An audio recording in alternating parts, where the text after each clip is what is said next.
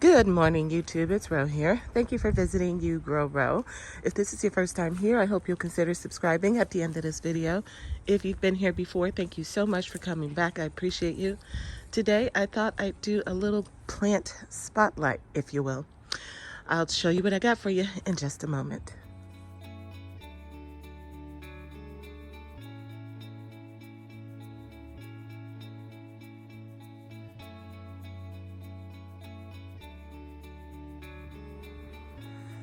So over here, I have these massive beasts. These are kalettes.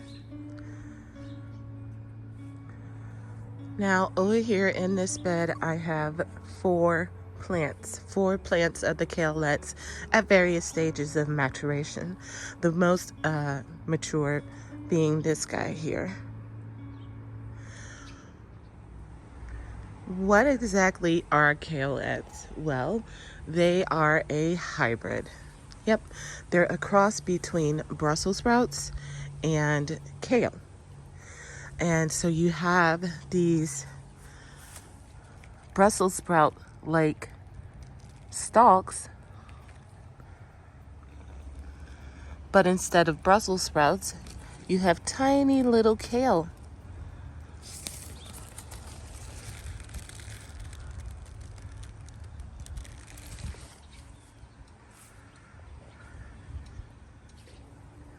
Kalettes are obviously beautiful. They have this beautiful green, silvery kind of blue color to it with the purple veining.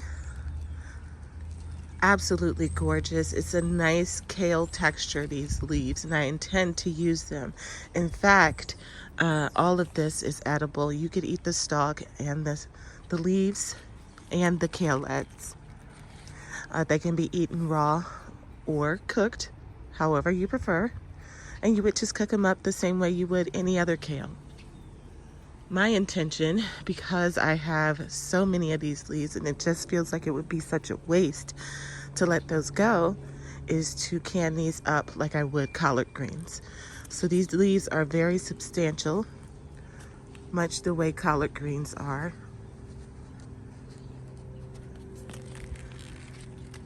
I would want to remove these stems when I go to process them too, by the way. These stems are quite hefty. What you can do though with those stems, if you wanted, you could also just go ahead and cut those stems to like the size of your jar and pickle them. Do something like that. That might be fun. My kalette plants came out in the early spring. I don't remember the exact date, but definitely in the spring, sometime in May probably. And then they didn't do a whole lot. They grew slowly. It wasn't until summer that they really started taking off and forming the kalettes. As you can see here, this one's just beginning.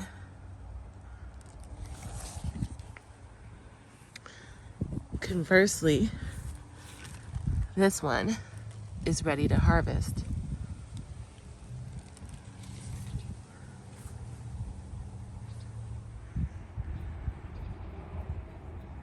Aside from being edible, which is important, these are also absolutely visually stunning.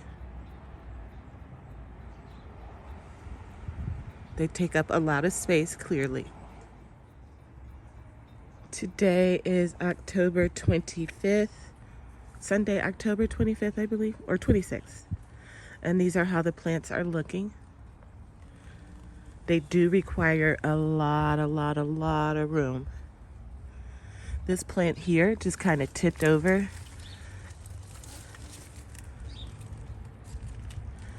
But if I were to stand this up, this is easily 4 feet tall, probably. Same with these plants over here. They're very tall. They don't look it. They don't necessarily look it because my bed is really high, but these plants are practically over my head, and that's at this bent up shape. If these were standing upright, these would definitely be 4 feet tall. I would say 3 feet, 2 feet wide. No, 3 feet, 2 feet. I don't know. 2.5 feet wide. Very big plants, very big. They were not very popular with the bugs at all. I had zero pest pressure with these. Now I grew them in this raised bed over here with a whole crap ton of other stuff. This was a jam-packed bed. So here I had that Fernleaf lavender that I was trying out for the first time. I would grow it again. I've got the 4 kalette plants. Really giving me a hard time to walk through this space here. So note to self, do not put this in an aisleway. It will get in the way. I have some Nasturtiums coming in down here, growing in the same bed. A tomato plant, a volunteer morning glory, ginger right there. This here's ginger.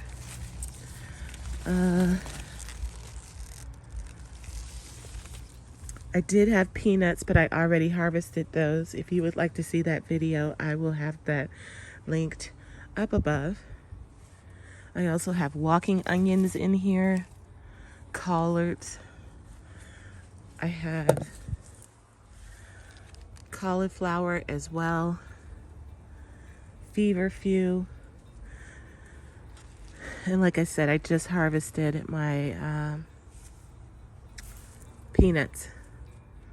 So yeah, there was a lot growing in this bed, and it didn't seem to stop these one iota. Now, as you can see, I have these planted in full sun. At no point did I do any special fertilizing. The only fertilizer it got was the occasional hit with some 511. At the beginning of the season, I do put a slow release fertilizer in all of my beds, so it did have that. I also compost in place regularly, so you know there's something rotting down beneath there right now, providing it with plenty of nutrition.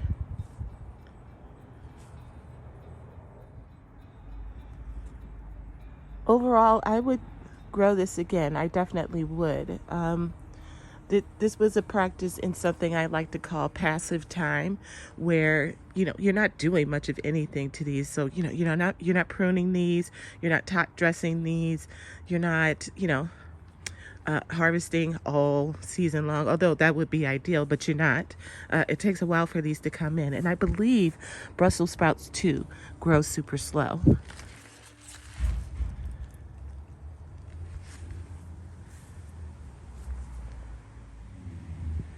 I think that I did right by doing the 4 plants. One would be enough for one meal, I would say. So I should be able to get multiple meals out of this. But the best part is that since they are at varying stages of maturation, you see, then I'll be harvesting these in a staggered type of manner. So they won't be coming in all at the same time for me, although you could do that if that's what you wanted to do. I think that once you acknowledge that you can not only just eat the kalettes themselves, but you can eat these leaves and the stems, I think that you'll find that this is a really productive plant, even though the harvest only comes, about now here. It does like this cool weather, but this is a lot of food for 4 plants. Again, though, you would need plenty of space to let these, get big as they do, apparently. I was not expecting them to be this big. Personally, I've never grown Brussels sprouts before, so even having that comparison, I was lacking in that area. I had no idea what to expect. I wanted to say that I have tasted these. Well, I tasted one kaleette. I'm going to say that it's probably not my preference to have these raw. I would rather cook them. So probably do some like roasted or steamed or stir-fried, something like that, rather than the raw application for the kalettes, that is. These leaves are much too fibrous, I'm going to say, to be eaten raw. I wouldn't enjoy it. I don't think anybody would. But if you cook these will be fine. You could eat them just like collards. Let's go ahead and take one down for you. So here's what they look like. Aren't they adorable? More of a novelty than anything. Being that it's a hybrid, I am inclined to believe that you probably don't want to save any seeds from this if it should ever bolt, which I don't know if it would. I would think it would be hard to bolt, especially being that these have gone through this entire summer and did not. It was a pretty warm summer for us, and I had no issues with these plants whatsoever. They were kind of, I would even call them drought tolerant. They just cruised right through the summer. I mean, they were growing these bigger leaves and getting taller. The stalks by now are probably 1.5 inches in diameter at least. And the way that the soil is being pulled away from this wall, from the weight of these plants leaning over to the side like that, tells me that the rooting system, the roots of this plant are probably fairly substantial. The flavor, I like it. It's about what you think kale tastes like. It's reported that these are sweeter and nuttier than, you know, their parents, which are, again, Brussels sprouts and some variety of kale.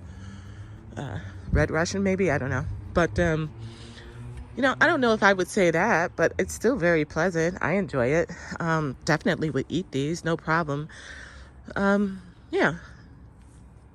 they're a fun plant. I really enjoyed this, and I would definitely grow this again.